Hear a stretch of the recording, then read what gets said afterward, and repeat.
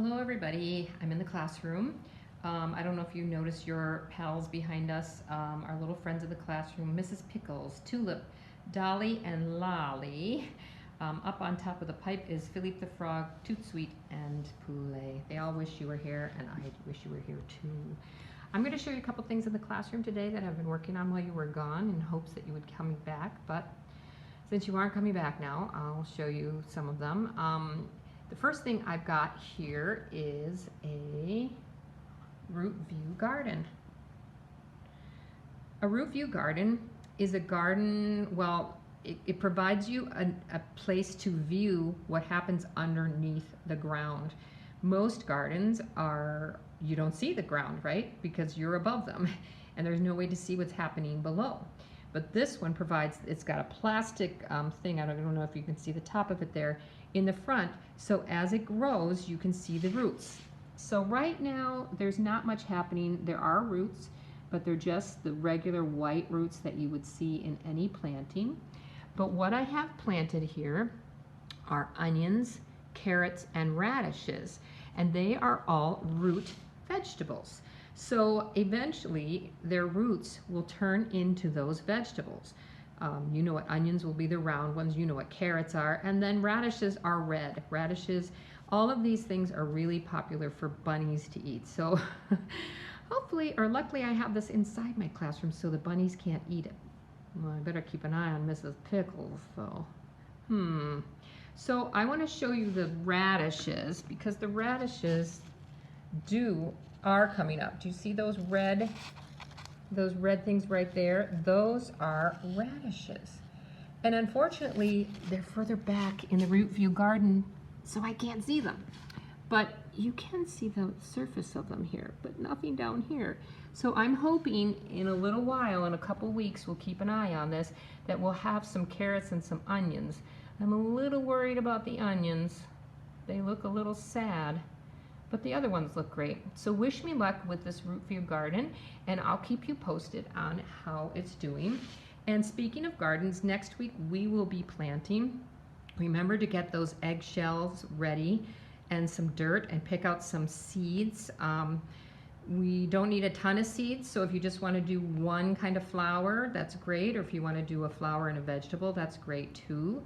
And also, just because of this root view garden, you might want to grab a jar, a glass clear jar, and maybe do a root vegetable like carrots or potato or beets or radishes or onions or any kind of underground root vegetable, so you can have your own root view garden at home. All right, so I'm going to go to the next thing, and hopefully this will all work out so it'll all flow nicely. The next thing I wanted to show you was the rainforest. Normally I would have had this whole area made into a rainforest with a lot more greenery on the top dangling down. And it was just a really fun thing last year because the kids would sit here and read, and I put the music, I don't know if you can hear the rainforest sounds in the background. It was like our own little rainforest in the classroom. And I'm sorry you guys didn't get to do that, but you could always create your own rainforest at home. I don't know if you see, there's a chameleon, 2 sloths, 2 snakes, 2 monkeys, a parrot, a red-eyed tree frog, and a jaguar. Oh, and there's also a lizard up there. But I would have had a lot more animals and a lot more things, and you could have played with the animals. So the rainforest, there it is in half its glory. You saw behind me when I did my other videos, but I just wanted to show that to you. Ah, the traveling mustache, and a little message behind it that I love. All you need is love and action. Empathy. See that word right there? Can I get my finger out there? Empathy. That's the word we've learned about all year long. Empathy, determination, compassion, tenacity, faith, hope, knowledge, and resistance. Yes, we need it. But for now, there's a mustache on it. And then over here, woo, your packets. Your pickup packets are waiting to be picked up. The dog faces you're seeing are for the people who won the big prizes for the Iditarod. That was Francis, Carl, and Lucy. Carl for the afternoon, Francis for Monday, Wednesday, Friday, and Lucy for Tuesday, Thursday. So you also will get your very own prize to take home too. And you'll be getting those on Monday if mom or dad or whoever is able to come get them, or otherwise I'll drop them off. Next, I'm going to show you some art projects I've been working on to try to maybe do them for you too, so it's fun to practice. And this one I'm showing you are the results of the nail polish art. I've already got that video. I'm going to be sending that to you, and make sure you listen to the beginning. It's my first edited video. It's got a disclaimer about what you need to do, because this one can get messy and you can get it on your hands, and you don't want to use a bowl that, whatever you used to put the nail polish in, it can get ruined. So just a heads up on that. And then I did this tile. I was hoping actually to figure out a way to make decorative tiles for our cabin, and I have this stuff called Liquitex ink. It's a pouring technique, and it's supposed to do something like that, you know. It's supposed to do the I'm not getting, my finger's not coming in there, the camera's not seeing my finger. Anyway, it's supposed to do something like that, that pouring technique, and obviously mine didn't do so great. Mine, the blue dominated, so I was disappointed in that one. Next, we have this project, and what I did is I took a white piece of paper. I think this is just the back of a writing tablet, and I wrapped yarn around it. Now, I used just single lines, and I wish that my lines had come out thicker. So the next time I think I might try double lines, or if you have thicker yarn, that would be the way to go. I don't have thicker yarn yet.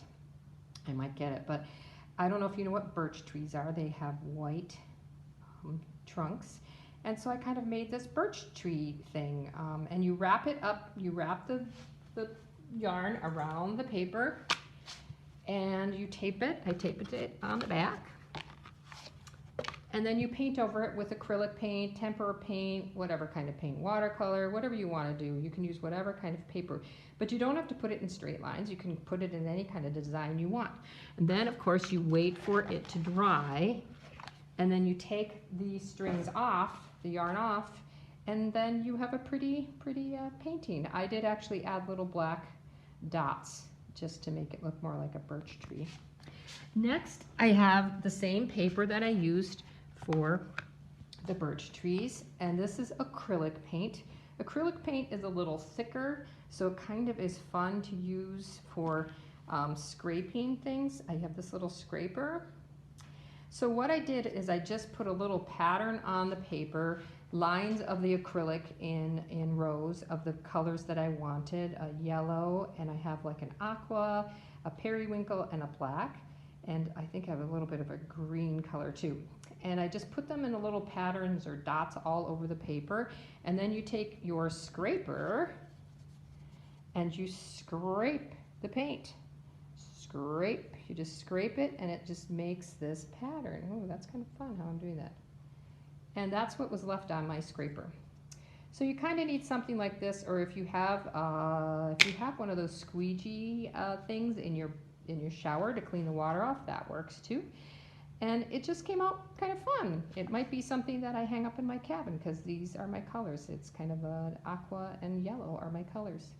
And lastly, we have these.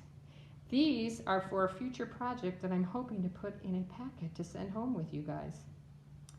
It's going to be a secret, but now I'm showing it to you, and we'll figure out if it's going to work or not. But these are egg cartons. These are egg cartons that I cut up.